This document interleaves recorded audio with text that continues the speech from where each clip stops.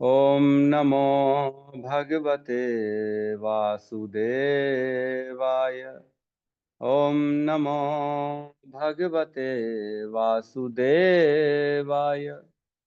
ओम नमो भगवते वासुदेवाय। नारायण नमस्कृत्य नरं चैव नरोत्तमं देवीं सरस्वतीं व्यासं ततो जयमुदीरये।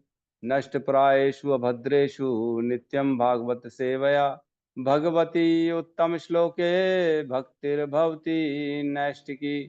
कृष्णाय वासुदेवाय देवकी नंदनाय च नंद गोप कुमाराय गोविंदाय नमो नमः। जय श्री कृष्ण चैतन्य प्रभु नित्यानंद श्री अद्वैत गदाधर श्रीवासादि गौर भक्ता वृंद। हरे कृष्णा कृष्णा कृष्णा हरे हरे, हरे राम राम राम हरे हरे। हरे कृष्णा कृष्णा कृष्णा हरे हरे, हरे राम राम राम हरे हरे। हरे कृष्णा कृष्णा कृष्णा हरे हरे, हरे राम राम राम हरे हरे। हरे कृष्णा। तो हम लोग अभी श्रीमद् भागवतम के पहले स्कंद के छठे अध्याय में हैं, जिसमें नारद जी और व्यास देव का आपस में संवाद चल रहा है। तो मैं एक छोटा सा रिवीजन करा दे रहा हूँ, ताकि हमारे प्रेम कुमार झा जी जो जुड़े हैं उनको थोड़ा समझ में आ जाए, पता पड़ जाए कि हम किसकी चर्चा कर रहे हैं। तो जब श्रीमद् भागवतम शुरू में क्या हुआ, वेद व्यास जी जो है जिन्होंने सारे पुराणों और सारे उपनिषद महाभारत को लिख डाला, 18 पुराण, 108 उपनिषद, महाभारत, ये सब लिख डाला, तो भी उनको असंतोष लग रहा था, असंतुष्टि लग रही थी कि क्या कमी रह गई है मेरे से, पता नहीं क्या हो गया, मेरे को अच्छा नहीं लग रहा। तो ऐसी असंतोष अवस्था में वो बैठे हुए थे उदास होके। तब उनके पास उनके गुरु श्री नारद जी आते हैं। नारद जी जब आते हैं तो उनसे चर्चा होती है नारद जी की और वेद व्यास जी की। नारद जी, मैं मतलब ये सब शॉर्ट में बता रहा हूँ, हमने बहुत डिटेल में चर्चा करी है। तो नारद जी और वेद व्यास जी का संवाद होता है आपस में।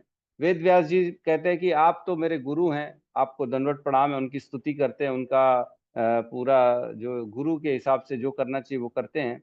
और उसके बाद जो है ना, नारद जी से प्रश्न करते हैं कि आखिर क्या बात है, मैं असंतोष क्यों हूँ, क्या कारण है मेरे असंतोष का।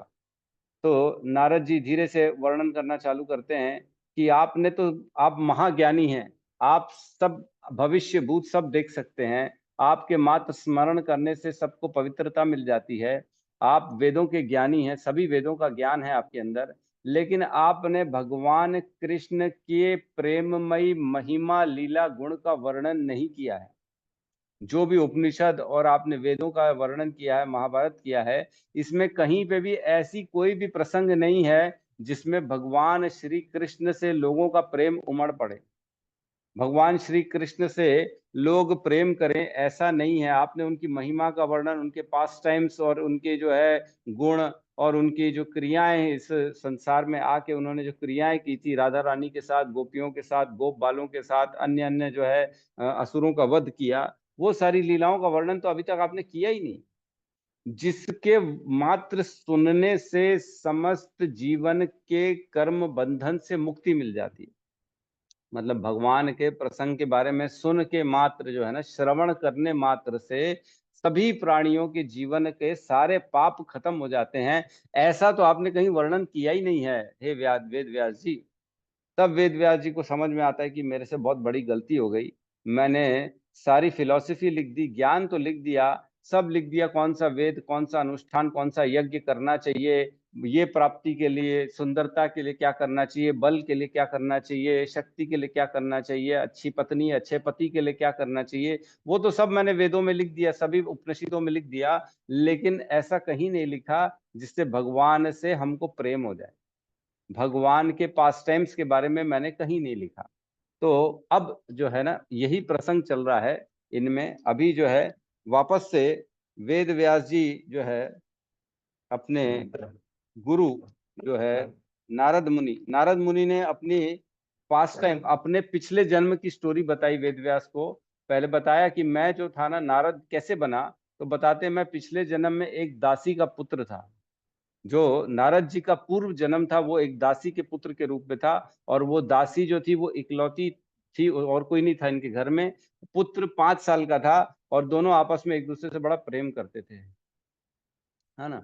और प्रेम में थे वो। और बताती है कि वो जो दासी थी वो संतों की, है ना, ऋषियों साधुओं की सेवा करती थी। और एक बार क्या हुआ, चातुर्मास के समय साधु उनके घर पे आए, उनके यहाँ जो है ना, और सेवा करवा रहे थे, साधुओं की ये सेवा कर रही थी। तो नारद जी उन साधुओं के साथ रहते थे, उनको बड़ा अच्छा लगता था उनकी सेवा करना।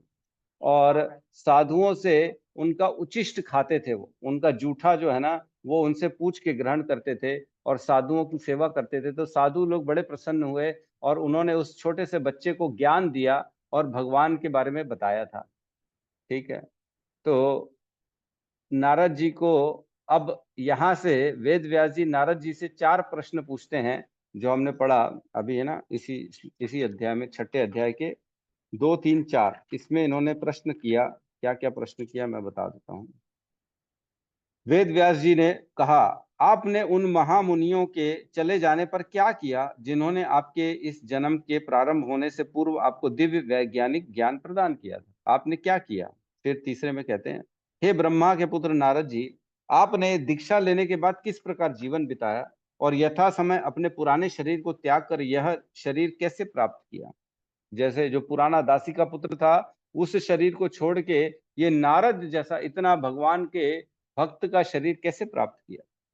उसके बाद कहते हैं, हे महामुनि, समय आने पर काल हर वस्तु का संहार कर देता है, अतएव यह कैसे संभव हुआ कि यह विषय जो ब्रह्मा के इस दिन के पूर्व घटित हो चुका था, अब भी आपकी स्मृति में काल द्वारा अप्रभावित जैसे का तैसा बना हुआ है। तो प्रश्न पूछते हैं कि ये कैसे संभव है कि आपको पूर्व जन्म का सब कुछ याद है। हर चीज तो आदमी भूल जाता है, हम तो इसी जीवन का भूल जाते हैं, तो पिछले जन्म की कैसे याद रह सकती है। तो वही पूछ रहे नारद जी से कि आपको अपने पुत्र, दासी का पुत्र जो थे पिछले जीवन में, वो भी ब्रह्मा जी के पिछले जो है कल्प में, बहुत पहले उनका जन्म हुआ था। वो जो बता रहे हैं नारद जी के पूर्व जन्म की बात, वो करोड़ों करोड़ों साल पुरानी है। तो इतना कैसे आपको याद रह सकता है।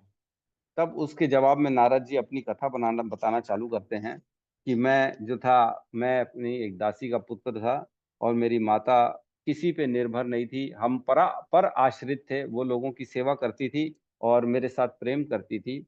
और मैं भी उनका 5 वर्ष का बालक था जो बहुत प्रेम करता था उनसे। और एक बार जब क्या हुआ, मेरी माता रात्रि के समय गाय को धोने गई, तो उसको जो है ना, सांप ने डस लिया, है ना, सांप ने डस लिया और उसकी मृत्यु हो गई। और उसको, ऐसी परिस्थिति को भी नारद जी ने अपने पूर्व जन्म में भगवान की विशेष कृपा समझा। उन्होंने ये माना कि ये भगवान की कहीं ना कहीं कोई विशेष कृपा है। तो ऐसा करने पर जब उनकी माँ चली गई, वो अकेले हो गए, 5 साल के बालक, तो वो उत्तर की दिशा में पैदल पैदल चल पड़े, है ना। तो उसमें रास्ते में उनको अनेक अनेक जो है ना, सुंदर वन, पवन और अच्छे अच्छे शहर, जनपद और गार्डन्स, फूल, ये सारी चीजें मिली, है ना, सरोवर इत्यादि मिले। तो वहां पे नहीं रुके वो, और आगे बढ़ते गए। तो फिर उनको जंगल मिले, जानवर मिले, गुफाएं मिली, बहुत भयानक जो है रास्ते से निकले। तो वहां पे भी वो ना रुके, वहां पे भी एक निष्ठ होके आगे बढ़ते चले गए, बढ़ते चले गए। ठीक है। तो अब हम श्लोक क्रमांक 14 में प्रवेश करेंगे। यहाँ से आगे क्या बता रहे हैं नारद जी। ठीक है। तो हम स्क्रीन शेयर करते हैं।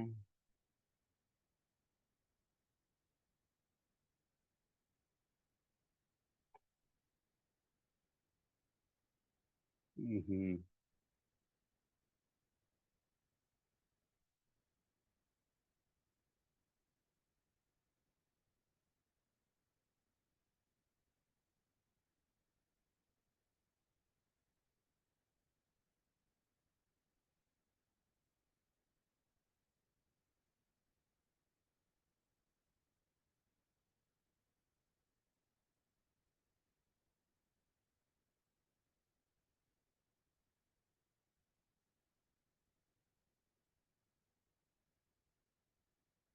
अरे बोल, एक सेकंड, इसमें शायद कुछ।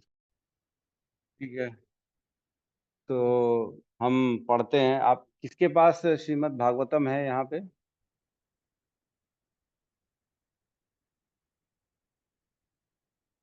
जिसमें चंद्रिका माता जी, सुमति देवी माता जी हैं। तो आप चारों के पास है ना, तो आप ही को पढ़ना पड़ेगा साथ में, क्योंकि स्क्रीन शेयर नहीं हो पा रहा है आज। कुछ गड़बड़ हो गई, नया हैंडसेट कल खरीदा था मैं। तो आप लोग सब साथ में दोहराएंगे, क्योंकि पढ़ नहीं पाएंगे नहीं तो, है ना, इसमें कैसे करें।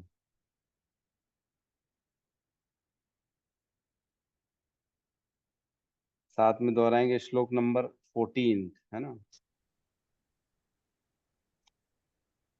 परिश्रांत इंद्रियात्मा हम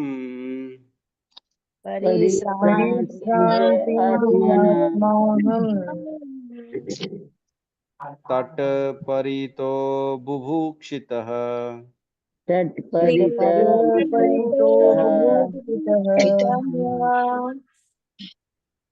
स्नात्वा पीत्वा हृदय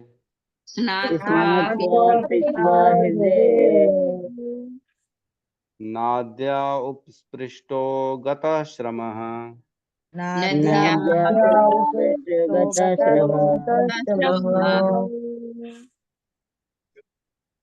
पढ़िए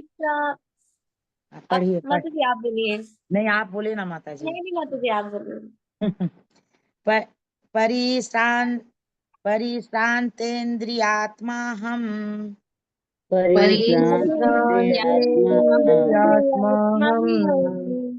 त्रिट परितो बुभुक्षितः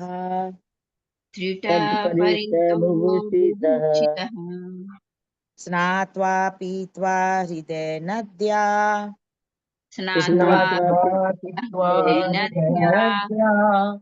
उपस्पृष्टो गतश्रमः।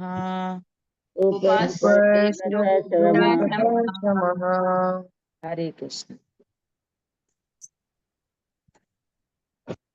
पढ़िए माता जी। सत्यम प्रभु, आप वो चैट बॉक्स में डाल दीजिए ना। मैं डाल रही हूँ प्रभु जी। डाल। यस, हरे कृष्ण प्रभु जी, डाल दिए सत्यम प्रभु जी। डाल दिए ना। तो चैट बॉक्स में आप सब देख सकते हैं, जो चैटिंग लिखा ना, चैट, उसमें आप खोलेंगे तो आपको ये श्लोक दिख जाएगा।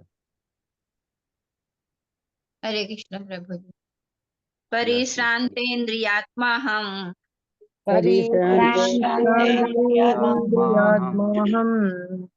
त्रिट परितो बुभुक्षितः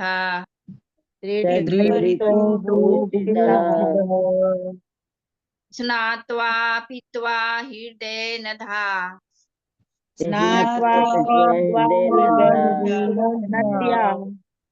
उपस्पृष्टो गतश्रमः।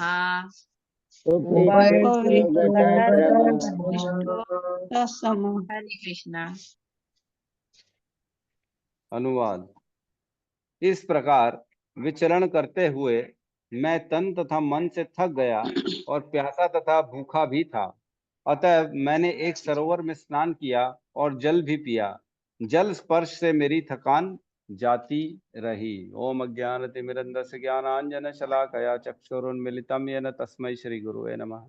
श्री चैतन्य मनोभीष्टं स्थापितं येन भूतले स्वयं रूप कदा मह्यं ददाति स्वपदान्तिकम्। वन्देऽहं श्रीगुरु श्रीयुतपदकमलं श्रीगुरून् वैष्णवांश्च श्रीरूपं सागरजातं सहगन्धगुणान्वितं तं सजीवं साद्वैतं सावधूतं परिजनसहितं कृष्णचैतन्यदेवं श्रीराधा कृष्णपादान् सहगण ललिता श्रीविशाखान्वितांश्च। हे कृष्णा करुणा सिन्धु दीनबन्धु जगत्पते गोपेश गोपिका कान्ता राधा कान्त नमस्तुते। तप्त कांचन गौरांगी राधे वृंदावनेश्वरी वृषभानुसुते देवी प्रणमामि हरिप्रिये। वाञ्छाकल्पतरुभ्यश्च कृपा सिन्धुभ्य एव च पतितानां पावनेभ्यो वैष्णवेभ्यो नमो नमः। नमो विष्णुपादाय कृष्णपृष्ठाय भूतले श्रीमते भक्तिवेदांत स्वामीति नामिने। नमस्ते सारस्वते देवे गौरवाणी प्रचारिणे निर्विशेष शून्यवादी पाश्चात्य देश तारिणे। जय श्री कृष्ण चैतन्य प्रभु नित्यानंद श्री अद्वैत गदाधर श्रीवासादि गौर भक्त वृंद। हरे कृष्णा कृष्णा कृष्णा हरे हरे, हरे राम राम राम हरे हरे। हरे कृष्णा। तो स्कंद 1 अध्याय 6 श्लोक नंबर 14 इसमें कह रहे नारद जी कि मैं इस प्रकार विचरण करता हुआ सभी जंगलों और गुफाओं और सरोवरों और नगरों ग्रामों और माइंस खदानों, इन सब को क्रॉस करते करते करते विचरण करते हुए मैं तन और मन से थक गया और प्यासा तथा भूखा भी था। अतएव मैंने एक सरोवर में स्नान किया और जल भी पिया। जल स्पर्श से मेरी थकान जाती रही। ये कौन कह रहा है? नारद जी। नारद जी अपने पूर्व जन्म की बात बता रहे हैं, जो कि एक 5 साल के बालक हैं और जो जिनकी माता का अभी अभी जो है ना, उसका शरीर छूट गया माता का, और वो उस माता को छोड़ के अपने जो साधु जो जो ऋषि थे, उन्होंने जो मार्गदर्शन किया था, भगवान के बारे में जो बताया था, वो वही तपस्या करने के लिए निकल पड़े हैं अपने सही स्थान की खोज। सही स्थान में जाएंगे और वहां जाके वो भगवान प्राप्ति के लिए प्रयास करेंगे। तो यहाँ पे चर्चा हुई थी पिछले श्लोक में परिवच का कार्य, है ना। तो परिवच का कार्य क्या होता है? तो परिवच का कार्य वो होता है एक तरह का सन्यासी, जो सन्यास की स्थिति होती है। जो हमने चर्चा क्या होता है, एक व्यक्ति के जीवन में 4 स्टेजेस आते हैं। सबसे पहले आता है ब्रह्मचर्य।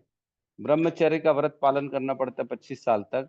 उसके बाद जो होता है उसको गृहस्थ का गृहस्थ होना पड़ता है 25 साल के लिए। फिर जब 50 साल का हो जाता है तब उसको कहते हैं वानप्रस्थ के लिए जाओ। फिर जब 75 साल का होता है तब उसको कहते हैं सन्यासी बन जाओ, अब 100 साल तक सन्यासी। तो ऐसे कुल मिला के 100 ईयर्स की एज को डिवाइड किया गया है हमारे शास्त्रों के द्वारा 4 स्टेजेस में। पहले ब्रह्मचर्य, फिर गृहस्थ, फिर वानप्रस्थ और फिर सन्यास। तो जब व्यक्ति अपने घर की सारी छुट्टी हो जाती है, अब मैंने सारी जिम्मेदारी कर ली पूरी, बच्चे बड़े हो गए, शादी हो गई, अब मैं फ्री हो गया हूं, अब क्या करना चाहिए व्यक्ति को? वानप्रस्थ का जीवन जीना चाहिए। वानप्रस्थ का मतलब क्या होता है? जो इंका वन, बावन, तिरपन, तो 50 के ऊपर जो है ना, व्यक्ति को वन की तरफ जाना चाहिए। तो ये वन अब आज की डेट में पॉसिबल नहीं है वन में जाना, लेकिन वन में जाने का अर्थ ये हो गया है कि घर की आसक्ति से निकल के बाहर भगवान में प्रेम करना, है ना। वेदों में जो बताए गए उन रास्तों को फॉलो करना, घर में रहते रहते अपने आप का उद्धार करने के लिए ज्ञान प्राप्ति करना और भक्ति के मार्ग में जुड़ना, इसको कहते हैं वानप्रस्थ आश्रम। तो 25 साल तक जो वानप्रस्थ होते हैं ना, वो पहले ज्ञान इकट्ठा करेंगे भगवान के बारे में, लोगों से सुनेंगे कैसे जीवन का उद्धार करना है, क्या कहा गया है भगवत गीता में, भागवतम में, इन सब चीजों का जानकारी लेंगे। और उसके बाद जो है जब पूर्ण हो जाएंगे तब सन्यास आश्रम को वो स्वीकार करेंगे। तो सन्यास आश्रम क्या होता है? सन्यास में जो हमने वानप्रस्थ में ज्ञान को अर्जित किया है उसका वितरण करना। जो हमने तो पा लिया ज्ञान को, अब दूसरों को देना, दूसरों को बताना कि किस प्रकार वो भी अपने जीवन का उद्धार कर सकते हैं और किस प्रकार भगवान की भक्ति में लगना चाहिए, क्या जरूरी है, क्या करना चाहिए, क्या नहीं करना चाहिए, इसका ज्ञान वो देते सन्यास आश्रम में। तो सन्यास आश्रम को भी 4 भागों में डिवाइड किया गया है ना। सन्यास आश्रम में सबसे पहली जो स्टेज होती है उसको कहते हैं कुटी चक्र, है ना। कुटी चक्र, ये नया नया सन्यासी बनता है जो, उसको कहते हैं कुटी चक्र। अभी उसको मालूम नहीं है, वो अभी सन्यास आश्रम में प्रवेश ही बस किया है, कुछ भी जानकारी नहीं है।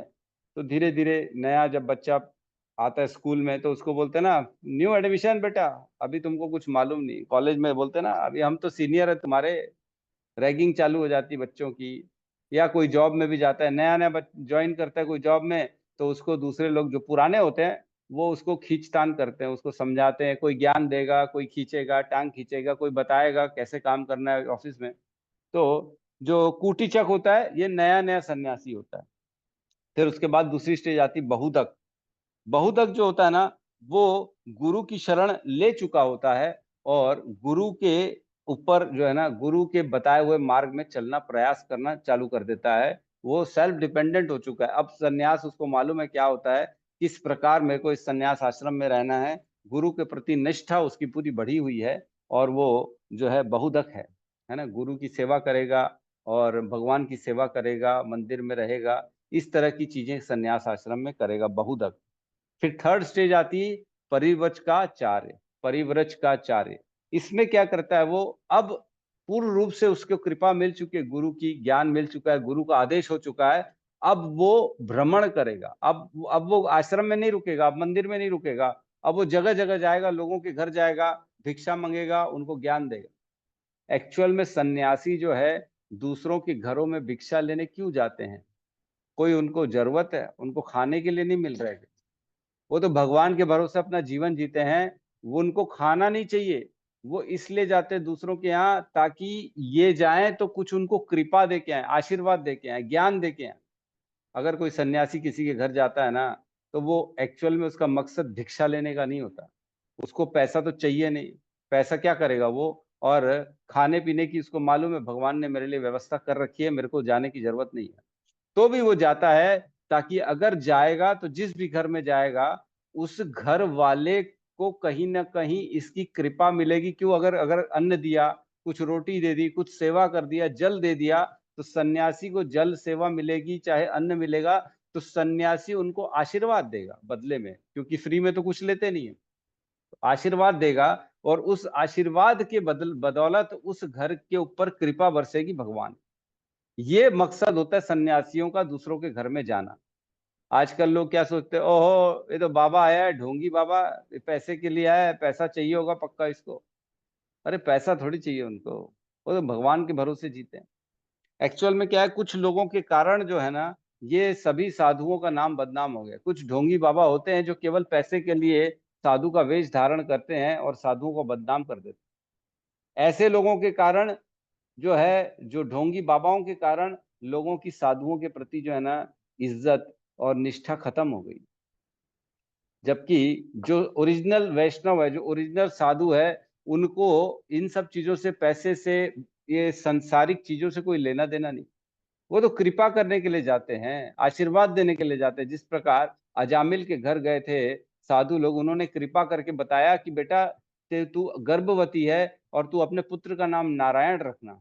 केवल मात्र इतना बताने से उसका जीवन का उद्धार हो गया। क्यों? कैसे हो गया? क्योंकि पूरा जीवन उसने नारायण नारायण बोला ना, पुत्र हुआ, उसका नाम नारायण रखा, और नारायण रखा तो उसके कारण बार बार नारायण इधर आओ, नारायण उधर आओ, नारायण खाओ, नारायण पियो, नारायण सो जाओ, बोलते बोलते बोलते, भगवान का नाम बोलते बोलते वो कब उसके जीवन से सारे पाप खत्म हो गए पता ही नहीं पड़ा, केवल नाम के उच्चारण से भगवान के। तो इस प्रकार जो होता है ना, साधु लोग कृपा करते हैं। तो परिवचकाचार्य जो होता है वो जगह जगह जाता है, भ्रमण करता है, एक स्थान में नहीं रुकता, वो होता है परिवचकाचार। और उसके बाद परमहंस की स्थिति आती है सन्यासी में। परमहंस, अब तो वो भगवान से एकाकार हो चुका है, अब उसको कोई जरूरत है, एक स्थान में रहेगा, लोग उसके कृपा लेने आएंगे उसके पास एक स्थान में, है ना, उस स्थान में। तो यहाँ पे बता रहे हैं नारद जी कि मैं जगह जगह भ्रमण कर रहा था, परिवचकाचार की तरह मैं जा रहा था इधर उधर, और एक स्थान नहीं मिल पा रहा था। अब क्या हुआ, थक गए वो, और अब जो है वो स्नान करने के लिए रुके। ठीक है, तो भगवान की प्रकृति में सबके लिए सब कुछ बनाया है। जैसे हमने देखा नारद जी अपने पूर्व जन्म में हर कहीं से गुजर रहे थे, लेकिन किसी चीज को स्वीकार नहीं किया उन्होंने। वनों में घूमा, अच्छे अच्छे फल देखा उन्होंने, अच्छे अच्छे उपवन को देखा उन्होंने, खनिज चीजों को देखा, शहरों को देखा, लेकिन किसी भी चीज पे रुके नहीं। वो ऐसा नहीं रुक गए कि अब ये तो सेटल होने लायक दिख रहा है, मैं यहाँ रुक जाता हूँ, यहाँ सेटल हो जाता हूँ, घर भी बन जाएगा, अपना काम भी मिल जाएगा, धन भी मिल जाएगा, ऐसा नहीं। नारद जी के पूर्व जन्म में वो भ्रमण करते रहे, किसी चीज पे उन्होंने अपना अधिकार नहीं स्थापित किया, क्योंकि ये समझना चाहिए कि जो चीज हमारे लिए निर्धारित कर दी गई है, हमको केवल उसी को स्वीकार करना है। दूसरों की चीजों को देख के अपना मन को ललायित नहीं करना है, और हमको मन को कंट्रोल में करना है कि प्रभु ने मेरे लिए जो बनाया है वो मेरे को खुद ब खुद मिल जाएगा। ठीक है, वाह हरि बोल, बहुत सुंदर सत्यम प्रभु ने डाल दिया है चैट बॉक्स में 4 प्रकार के सन्यासियों का वर्णन। तो इस प्रकार नारद जी जो है पिछले जन्म में वो एक सरोवर में रुके और उन्होंने स्नान किया और अपने थकान को दूर किया। ठीक है, तो 15वां नंबर श्लोक में प्रवेश करते हैं, साथ में दोहराएंगे। प्रभु जी चैट बॉक्स में आप डाल दीजिए 15 नंबर श्लोक। तस्मिन् तस्मिन् तस्मिन्नर ओहो तस्मिन्नर्जुन, हाँ, तस्मिन्निर्मनुजे अरण्ये तस्मिन् निर्मनुजे अरण्ये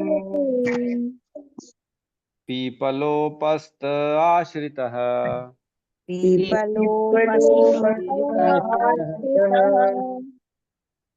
आत्मनात्मनम् आत्मस्थम्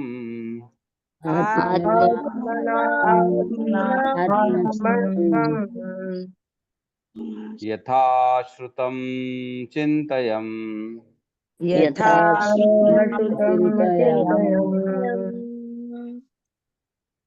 तस्मिन् मनुजे अरण्ये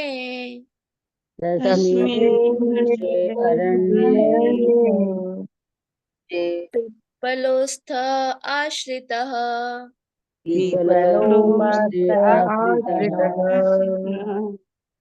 आत्मना आत्मनाम् आत्मस्थम्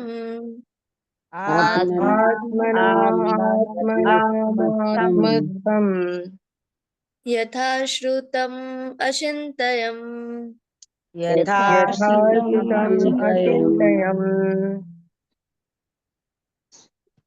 हरे कृष्ण। तस्मिन्निर्मनुजे अरण्ये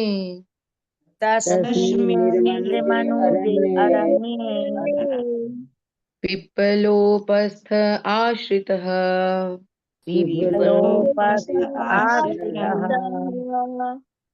आत्मना आत्मनम् आत्मस्थम्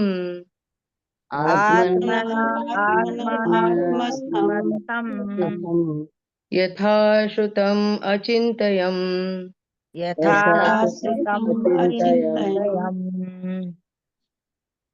अनुवाद।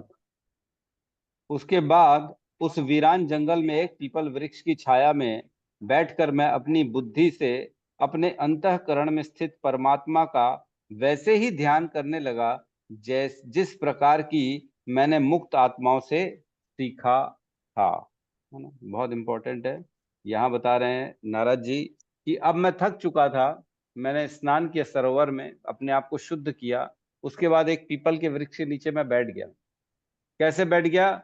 मैंने बैठ गया, किस उद्देश्य से बैठ गया कि मैंने ध्यान करना स्टार्ट किया, अपने अंतःकरण में स्थित परमात्मा का चिंतन करना चालू कर दिया मैंने।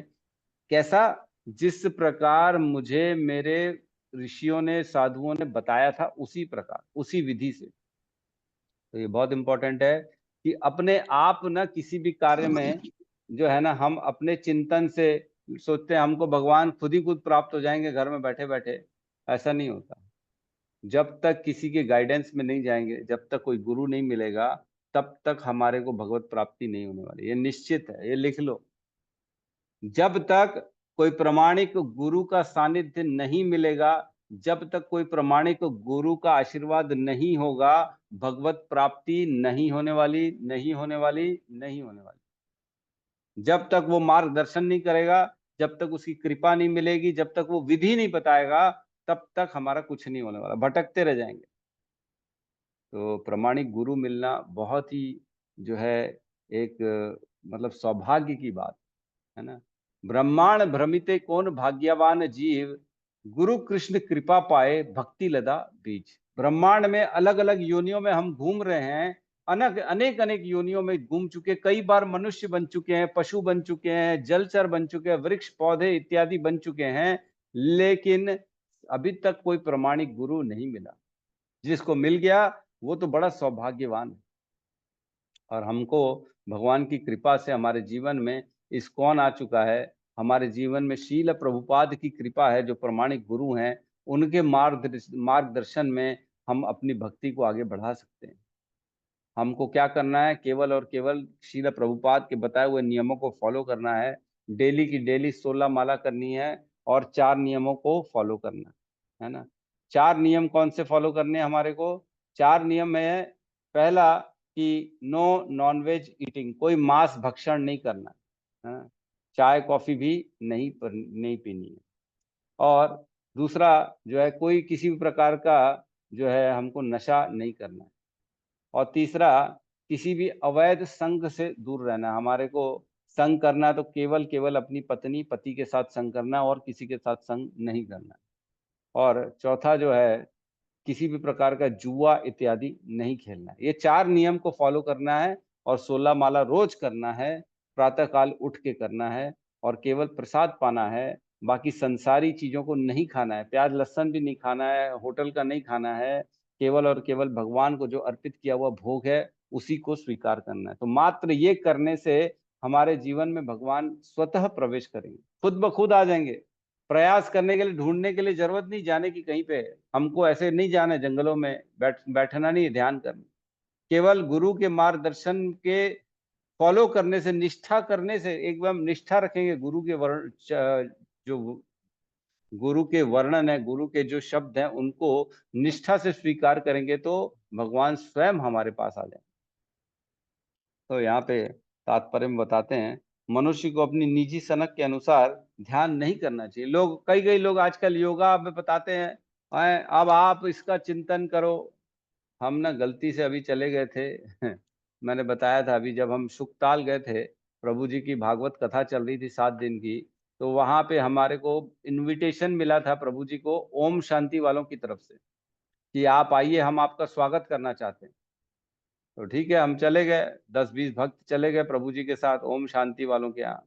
ओ माता जियों ने स्वीकार, बढ़िया अच्छा स्वागत किया है ना, तिलक विलक लगाया, सबको बिठाया, प्रभु जी के लिए शब्द कहे अच्छे अच्छे। उसके बाद उन्होंने अपना ज्ञान देना चालू कर दिया। ओ बताने लगी, हम सब आत्मा हैं, हम सब बीमार आत्मा हैं, इस संसार में भटक रहे हैं, हमको प्रभु की शरण में जाना चाहिए। हम सब यहाँ मिलके ध्यान करेंगे, 3 मिनट का ध्यान करेंगे, हम उसका चिंतन करेंगे जो हमारे हमारे इधर पे माथे में है। हमारी आत्मा हमारे माथे में, मस्तक में होती है। मैं तो बोला क्या क्या बता रही है, हमारे को समझ में, माथे में आत्मा होती है, ये पहली बार सुना मैं उनके मुख से। जहाँ माता जी लोग बिंदी लगाती है ना, बोलती है उसके 3 इंच अंदर आत्मा होती है हमारी। मैं तो वही गुस्सा कर रहा था, मैं प्रभु जी को इशारा कर रहा था, मैंने प्रभु जी इसको बताऊं क्या, मैं कुछ भी कुछ बोल रही है, समझ में आता नहीं है और ओम शांति बना के बैठी हुई है। तो प्रभु जी ने बोला नहीं नहीं चुप करो, बोलने दो इसको, कोई फर्क नहीं पड़ता। तो वो लोग भटका रहे हैं, पूरे जीवन भटका रहे हैं, है ना। क्लियर कट भगवत गीता में भगवान बताते हैं कि सर्वस्य च हम हृदय देशे सर्वस्य च हम हृदय सन्निविष्टो, मैं सभी के हृदय में रहता हूँ। हे अर्जुन, मैं हृदय में रहता हूँ, है ना। तो हृदय में रहते हैं भगवान। ईश्वर सर्वभूतानाम हृदय देशे अर्जुन तिष्ठति। कहाँ रहते हैं? हृदय के देश में रहते हैं, इधर हमारे हार्ट में रहते हैं भगवान परमात्मा के रूप में। क्लियर कट भगवत गीता में बताया भगवान ने। और लोग भटका रहे हैं कि इधर रहते उधर रहते, ध्यान करो, हम ये करो वो करो। हम तो सब निकल के आ गए वहां से। मैंने कहा ये सब भटकने वाला काम है, यहाँ रहेंगे तो हमारी चेतना खराब हो जाएगी, निकलो यहाँ से और इन लोगों का काम ही यही होता है कि कैसे हम जो है ना फंसाएं किसी को अपनी बातों में।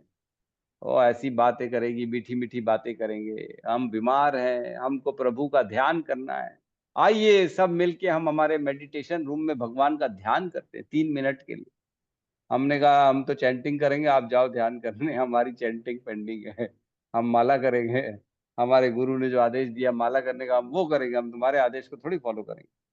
तो बेसिकली यहाँ कह रहे हैं कि अपने निजी सनक के अनुसार ध्यान नहीं करना चाहिए, उसे प्रमाणिक गुरु के पारदर्शी माध्यम से, शास्त्रों के प्रमाण से तथा प्रत्येक हृदय में वास करने वाले परमात्मा के चिंतन में प्रत्येक प्रशिक्षित अपनी बुद्धि के उचित प्रयोग से भली भांति जानना चाहिए। तो प्रमाणिक गुरु से ही हमारे को ये चीज सीखने को मिलती है कि हमें करना क्या है जीवन में।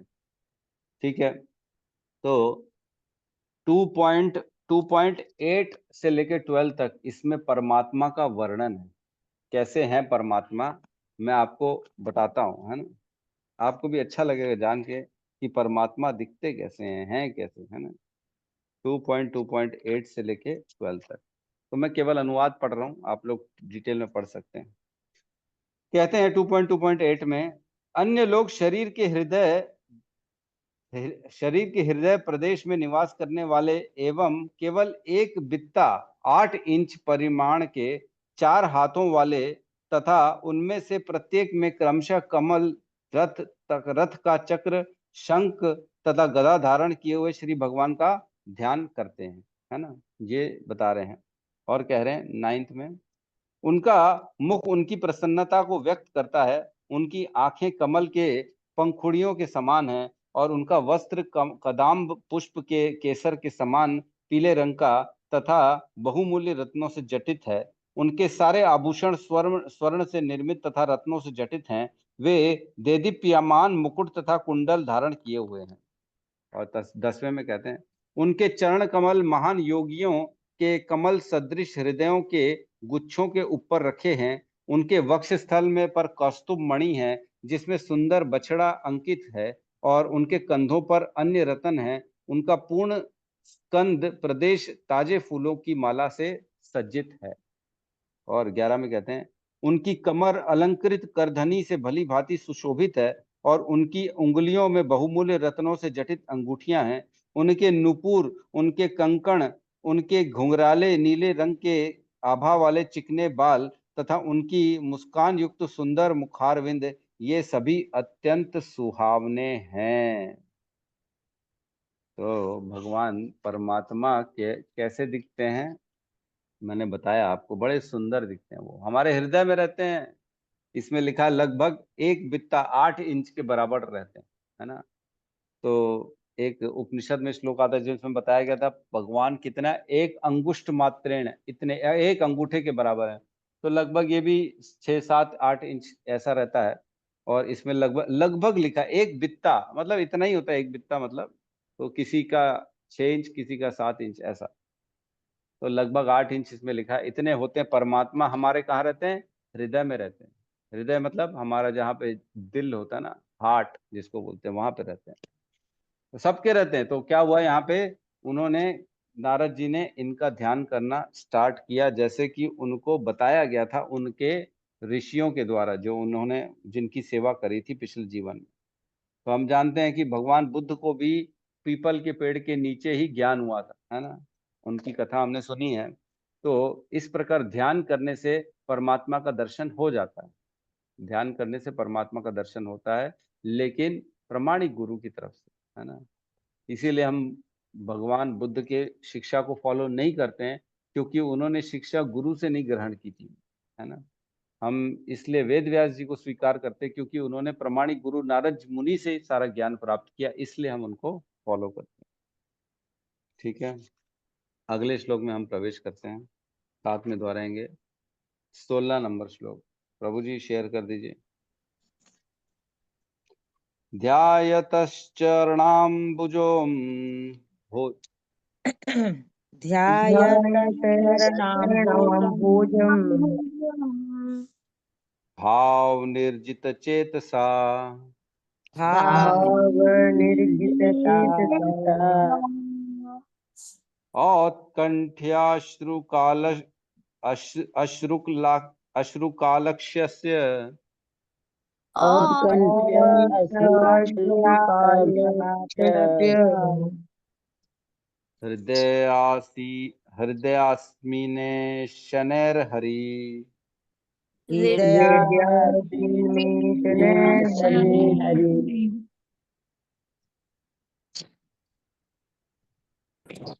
ध्यायतश्चरणाम्भोजम्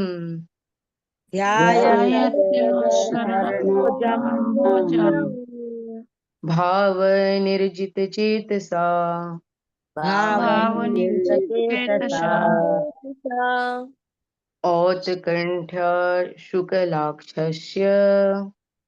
औत्कण्ठ्याश्रुकलाक्षस्य हृदयाशीन्मे शनैर्हरि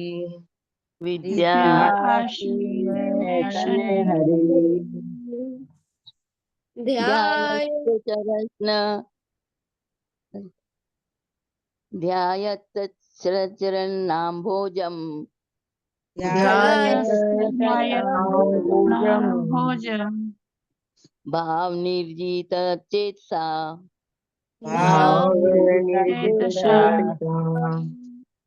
औत्कण्ठया श्रुकलाशस्य औत्कण्ठ्याश्रुकलाक्षस्य हृदयासीन्मे शनैर्हरि हृदयाशीन्मे शनैर्हरि। हरे कृष्ण। अनुवाद। अनुवाद। जो ही दिव्य प्रेम से सराबोर मैंने मन द्वारा नहीं, ज्यों ही दिव्य प्रेम से सराबोर अपने मन द्वारा मैं श्री भगवान के चरण कमलों का ध्यान करने लगा कि मेरे नेत्रों से आंसू बहने लगे और भगवान श्री कृष्ण अविलंब मेरे हृदय कमल में प्रकट हो गए। क्या कह रहे हैं, बहुत ही जो है अपना रियलाइजेशन बता रहे हैं नारद मुनि। पिछले जन्म में जब मैं इस प्रकार थका हारा वृक्ष के नीचे बैठा और जिस प्रकार मेरे गुरुओं ने मुझे आदेश किया था उस प्रकार मैं ध्यान करने बैठ गया, तो ध्यान करके जैसे ही मैंने बैठा तो भगवान का मैंने हृदय से ध्यान किया और मेरे आंखों से आंसू बहने लगे और मेरे हृदय पूरे शरीर में कंपन होने लगा। मैं अष्ट सात्विक भाव में प्रवेश कर गया और अविलंब तुरंत अविलंब मेरे हृदय कमल में कौन, श्री भगवान प्रकट हो गए। तो सिद्ध अवस्था इसी कहते हैं, भगवान की जो है दर्शन हो जाता है हृदय में। जैसे जैसे हम भगवान के भक्ति में आगे बढ़ेंगे ना, तो भगवान देखते हैं ये मेरे को प्राप्ति के लिए प्रयास कर रहा है, दिन रात मेरा नाम ले रहा है, चैंटिंग कर रहा है, मेरी सेवा कर रहा है, मेरा प्रसाद पा रहा है, मेरा ही स्मरण कर रहा है दिन रात। तो भगवान उसके ऊपर कृपा करते हैं और उसके जीवन के रास्ते खोलते हैं धीरे धीरे धीरे धीरे धीरे। लेकिन हमको भगवान पे मतलब हमेशा निर्भर रहना चाहिए और भगवान पे श्रद्धा विश्वास रखना चाहिए कि हाँ भगवान है और एक दिन मेरे साथ भी यही होगा, एक दिन मुझे भी दर्शन देंगे, एक दिन मेरे को भी हृदय में भगवान से जो है मैं भी उनका साक्षात्कार कर पाऊंगा। यही आशा रखनी चाहिए, इसी आशा में हमारे को भक्ति में लगे रहना चाहिए, ना कि भक्ति छोड़ दी। ओहो ओ प्रभु जी 1 साल हो गया हमको तो चैंटिंग करते कुछ भी नहीं होता, अब हम छोड़ दिए, अब बंद कर दिए, अब हम देवी के उधर जाते हैं, हम वो देवताओं के शरण में चले गए, हम वो दूसरे गुरु के में चले गए। तो नहीं आएंगे भगवान, इतनी जल्दी नहीं आते भगवान। टेस्ट करते हैं, हमने कल चर्चा करी, टेस्ट करेंगे भगवान, समय समय में परीक्षा लेंगे, क्या वाकई में इसके हृदय में मेरे को प्राप्त करने की उत्कंठा है कि नहीं है। भगवान कोशिश करे, मतलब भगवान हमको कोशिश करते रहना है कि भगवान का मैं पूरा हर परिस्थिति में, चाहे अच्छी हो बुरी हो, कोशिश यही करें कि मैं भगवान की शरण को ना छोड़ूं। कोशिश क्या, हमको तो करना यही है ना, विचलित ना हो। ये सब सुख दुख तो आता रहेगा जीवन में। तो यहाँ बता रहे हैं नारद जी कि मेरे अंदर अष्ट सात्विक विकार उत्पन्न हो गए। तो कौन से होते हैं अष्ट सात्विक विकार? उसमें कहते हैं ये होता है पहला निष्क्रियता, जिसको भगवान का साक्षात्कार हो जाता है वो निष्क्रिय हो जाता है, अब उसके जीवन में करने के लिए कुछ भी नहीं बचा। और कहते हैं रोमांच आ जाता है, एकदम शरीर में रोमांच, बोलते हैं ना रोंगटे खड़े हो गए मेरे, वो हो गया। और कंठ गदगद हो जाता है, कंठ अवरुद्ध हो जाता है, कंठ में जो है ना भर जाता है कंठ, आवाज नहीं निकलती, कंपन होता है, शरीर में कांपने लगते हैं हाथ पैर, और शरीर पीला पड़ जाता है, शरीर का रंग चेंज हो जाएगा, और अश्रुपात होना चालू हो जाएगा, आंखों से लगातार आंसू बहना बहना चालू हो जाएंगे, और समाधि की अवस्था लग जाती है। व्यक्ति एकदम एकदम जड़ हो जाता है एक जगह में, बस अब इधर भी नहीं देखता उधर भी नहीं। ध्यान कई बार हमने देखा होगा, कई लोग समाधि में बैठ जाते हैं, नहीं ध्यान देते इधर उधर कुछ भी नहीं। तो ये अष्ट सात्विक विकार जो होते हैं ना, ये उत्पन्न हो जाते हैं जिसको भी भगवान के दर्शन हो जाते हैं। तो यहाँ कह रहे हैं मेरे भी जीवन में भगवान का मुझे साक्षात्कार हुआ और मैं इस प्रकार जो है ना अपना उसी स्थिति में चला गया। तो एक श्लोक आता है हमारा शिक्षा अष्टकम का, उसमें कहते हैं चैतन्य महाप्रभु, नयनम गल गल गलदाश्रुधारया वदनम गदगद हृदया गिरा पुलकैर निश्चित्तम वपु कदा तब नाम ग्रहणे भविष्यति। हे प्रभु, कब आपका नाम लेने पर मेरी आंखों से आंसुओं से मेरा चेहरा भर जाएगा, कब मेरी वाणी हर्ष से अवरुद्ध हो जाएगी, कब मेरे शरीर के रोम खड़े हो जाएंगे, ऐसा समय कब आएगा जब मैं ये स्थिति को प्राप्त कर पाऊंगा। तो हमको भी भगवान से यही प्रार्थना करनी चाहिए कि हे प्रभु, ऐसी स्थिति पैदा कर दो, इतना प्रेम उत्पन्न कर दो आपके नाम के प्रति मेरा, कि मैं जब जब आपका नाम लूं मेरा शरीर रोमांचित हो जाए, मेरे हृदय में आपका साक्षात्कार हो जाए, मेरे रोंगटे खड़े हो जाए, आंखों से आंसू धारा बहना चालू हो जाए। ये होती है नाम की महिमा। जैसे जैसे हम नाम में आगे बढ़ते जाएंगे, अभी तो फिलहाल तो सब नाम अपराध की स्टेज में है, हम भी नाम अपराध की स्टेज में है, फिर धीरे धीरे नाम आभास होना चालू हो जाएगा। नाम का आभास मात्र होगा कि हाँ कुछ तो है, ऐसा नहीं है कि नहीं है, कुछ तो है। फिर शुद्ध नाम में हम प्रवेश करेंगे। तो इसमें समय लगता है, धीरे धीरे होता है, लेकिन हमें पेशेंस रख के धीरे धीरे लगे रहना पड़ेगा, कार्य में लगे रहना, छोड़ना नहीं है इसको। जिसने इसको छोड़ दिया तो उसका जीवन व्यर्थ हो गया पूरी तरह से। तो यहाँ पे बता रहे हैं नारद जी कि मेरे अंदर में जो है इस प्रकार अष्ट सात्विक विकार उत्पन्न हुए, और इसमें 9 स्टेजेस के बारे में चर्चा हुई है तात्पर्य में, जिसमें श्रद्धा, साधु संग, भजन क्रिया, अनर्थ निवृत्ति, निष्ठा, रुचि, आसक्ति, भाव, प्रेम।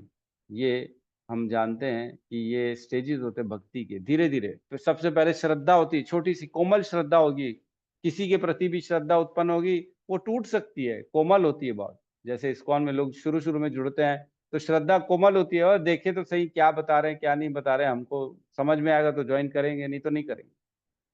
जैसे जैसे फिलॉसफी समझना चालू करते हैं फिर उनको जो है ना समझ में आता है ये तो सही है ना। तो श्रद्धा के बाद होता है साधु संग, फिर ऐसे लोगों का हम संग करना चालू कर देते हैं जो उस पथ में चल रहे हैं। फिर संग करते करते हम खुद उसकी क्रियाओं में चालू हो जाए, हम खुद भजन क्रिया चालू कर देंगे, नाम जना चैंटिंग चालू कर देंगे, और हम विग्रह सेवा करना चालू कर देंगे, प्रसाद पाना चालू कर देंगे। इस प्रकार उस पथ में आगे बढ़ेंगे हम धीरे धीरे, है ना। फिर उसके बाद क्या कहते हैं, उसके बाद आता है साधु संघ के बाद अनर्थ निवृत्ति। फिर धीरे धीरे हमारे जीवन से अनर्थ जाना चालू हो जाएंगे, हमारे जो पाप हैं, हमने कर्म बंधन जो जो गंदे विचार हैं, वो सारी की सारी धीरे धीरे खत्म होना चालू हो जाएंगे।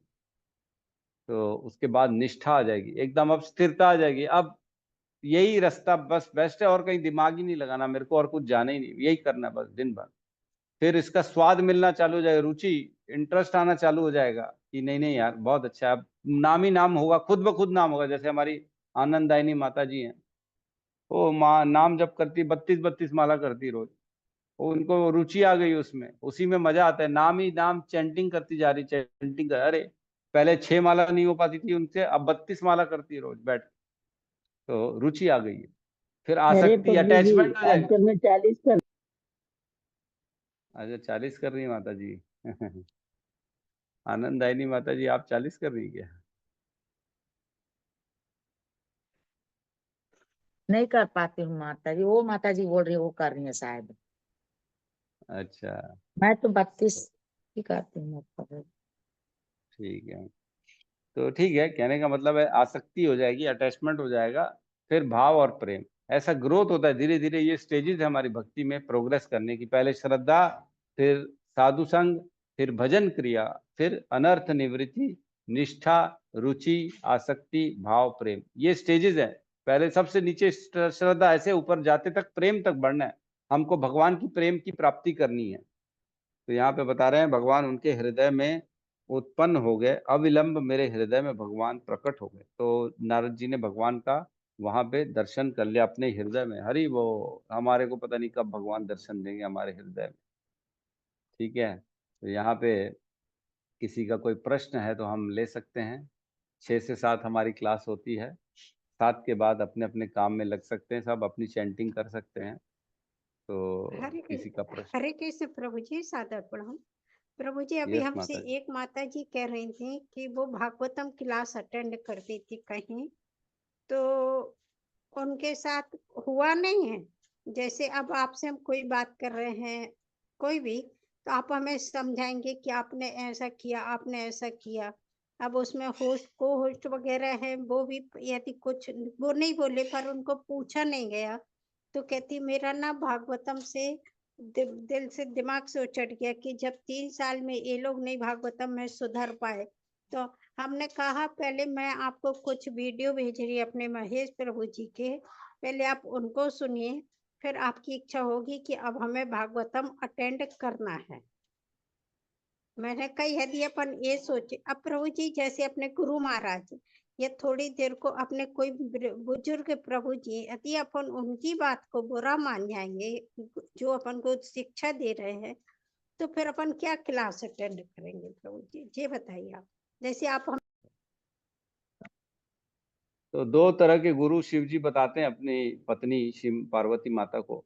वो बताते हैं बहवः गुरुवो संति शिष्य वित्तापहारक, है ना। बहवः गुरुवो संति शिष्य वित्तापहारक सदगुरु दुर्लभम देवी शिष्य संताप हारक। दो तरह के गुरु होते हैं। वैसे तो बहुत गुरु होते हैं, वो शिव जी कह रहे हैं बहु गुरु वो संति, बहुत प्रकार के गुरु होते हैं जो शिष्यों का वित्त पैसा लेने के पीछे पड़े रहते, उनसे शोषण लेंगे, डोनेशन लेंगे, अरे हमारी सेवा करो, हमारा ये करो, हमारा वो करो। तो ऐसे बहुत से गुरु मिलेंगे जो शिष्यों का खाली पैसा लेते हैं। लेकिन बोलते हैं शिव जी सदगुरु दुर्लभम देवी, ऐसा सदगुरु बहुत ही दुर्लभ है, बहुत दुर्लभ है, जो शिष्यों का संताप हारक, जो शिष्यों की परेशानियां दूर करता है। उसको पैसे से लेना देना नहीं, पैसा दो चाहे नहीं दो, हमारे को कोई फर्क नहीं पड़ता। हम कभी भी किसी से, आज मेरे ख्याल से 2 साल तो हो गए हमारी क्लास चलते हुए, हमने किसी से पैसा नहीं मांगा, आज तक नहीं मांगा। एक बार बस मैंने सबसे आग्रह किया था, रायपुर में इस्कॉन ओपनिंग हो रही थी, कि आप इस्कॉन में जाके थोड़ा बहुत जो यथाशक्ति है डोनेशन दे दो। मैंने तो किसी से पैसा मांगा नहीं और मांगते भी नहीं। हमारे में तो ये क्लियर कट कहा गया है, जिसने ज्ञान के बदले पैसा मांग लिया उसका ज्ञान व्यर्थ है, वो आगे बढ़ ही नहीं पाएगा। हमारे में नहीं बोलते हैं। तो हमको न ज्ञान के बदले पैसा लेना है, न शिष्यों से कोई और सेवा लेनी है, न कोई और हमारी आकांक्षा है किसी से कि कोई आए हमारी सेवा करे, हमारे बदले में ये कार्य करे। हमको कुछ नहीं चाहिए, भगवान का दिया हुआ सब कुछ है। हमारे को बस ये चाहिए कि आप सब भक्ति में बढ़ें और कैसे भी करके भगवान का नाम जप करें, अपने इस जीवन का उद्धार करें, जीवन में भगवत प्राप्ति करें। यही उद्देश्य होना चाहिए गुरु का। ऐसा गुरु बहुत दुर्लभ होता है, नहीं मिलता गुरु। तो ठीक है, किसी किसी गुरु में कुछ ना कुछ लालच आ जाती है, इसमें हम कुछ कह नहीं सकते, बट ठीक है, अब जिसकी जैसी समय परिस्थिति, काल परिस्थिति का जो है संजोग बन जाता है, किसी के जीवन में ऐसे गुरु भी आ जाते हैं जो केवल और केवल शोषण करते रहते हैं। प्रभु जी वो गुरु तो हमारे बहुत अच्छे हैं, उनमें कोई ऐसा नहीं है, बुजुर्ग हैं, हम लोग के यानी पिता के समान है जैसे। तो भाई उनने यदि पिता भी 2 शब्द बोल दे तो क्या अपन पिता से चिढ़ने लगते कि नहीं हमारे पिता ने ये सही बोला, बात, हमें ऐसे। सही बात, एकदम सही है। हमें गुरु की आदेश मानना चाहिए और उनकी डांट भी सुननी चाहिए। तभी तो कृष्ण ने तुरंत, जैसे ही अर्जुन ने पहले अध्याय में 10 तो बातें बोली कृष्ण को, ओहो मैं अपने गुरु को कैसे मारूं, मैं भीष्म पितामह को कैसे मारूं, ये तो सारे मेरे भाई हैं, मैं इनको मार नहीं सकता, मैं ऐसा राज्य हासिल नहीं करना चाहता जिसको मैं अपने इन लोगों को मृत्यु के बाद मेरे को राज्य मिले। तो सुन रहे थे कृष्ण। फिर जब 7वें 2.07 दूसरे अध्याय में 7वें श्लोक में शरणागति करी अर्जुन ने, जब वो बोले शिष्यस्ते हम शादी माम तो हम प्रपन्न, अब मैं आपका शिष्य हूं, आप ही मेरा मार्गदर्शन करो, तो सबसे पहले उन्होंने डांटा कृष्ण ने अर्जुन को। बोलते हैं अशोचन अन्वशोचस्त्वाम प्रज्ञावादांश भाषते गतासुन नानुशोचंती पंडित। हे अर्जुन, तुम पंडितों जैसी बातें कर रहे हो और ऐसी चीजों के लिए शोक कर रहे हो जिसके लिए तो शोक करना ही नहीं चाहिए। तुम्हारी बुद्धि जो है सही दिशा में चली नहीं रही है। डांटा उन्होंने अर्जुन को, तो भी अर्जुन चुपचाप सुनते रहे। ऐसा नहीं किया कि ओहो अरे ये तो उटपटांग बोल रहा है, डांट रहा है, मैं नहीं सुनूंगा, मैं जाऊंगा, मैं तुमसे बात ही नहीं करूंगा, कृष्ण तुम अपने रास्ते मैं अपने रास्ते, ऐसा नहीं बोला। उन्होंने वो हाथ जोड़ के उनके चरणों में बैठे रहे। अर्जुन बोले आप सही बता रहे हो, बताओ मेरे को रास्ता बताओ क्या करना। तो गुरु डांट सकते हैं, और जो गुरु की डांट को स्वीकार करता है वही आगे चल के अच्छा शिष्य बनता है। जो अच्छा शिष्य बनता है वही आगे चल के अच्छा गुरु बनता है। ठीक है, तो सुनना तो जरूरी है। गुरु की डांट तो हमारे लिए अच्छा है, हमारे को और सुंदर, हमारे को और अच्छा बनाती है गुरु की डांट। ठीक है, तो जी प्रभु जी, हरे कृष्ण प्रभु जी, धन्यवाद। हरे कृष्ण, धन्यवाद। सावित्री माता जी, आप कुछ कहना चाहती हैं क्या? आपका हैंड रेज है। जी प्रभु जी, हरे कृष्णा, दंडवत प्रणाम। प्रभु जी हम ये कहना चाहते, जैसे अभी आपने ब्रह्मा कुमारी वालों के बारे में बोला ना, तो हमारे घर में खुद हमारी देवरानी ब्रह्मा कुमारी वाली हैं, बहुत साल से हैं, 20-25 साल से हैं प्रभु जी। आज हम तो आपके साथ जुड़े हैं, इससे पहले 1 साल पहले ही जुड़े थे। इससे पहले भी हमारी नियत इतनी अच्छी थी कि जो हमारे हिस्से में है वो हमारा है, अपने मेहनत की कमाई, किसी का कुछ नहीं चाहिए। पर वो एक लाल बत्ती जला लेंगी, और उनके पति ऐसे ही हैं।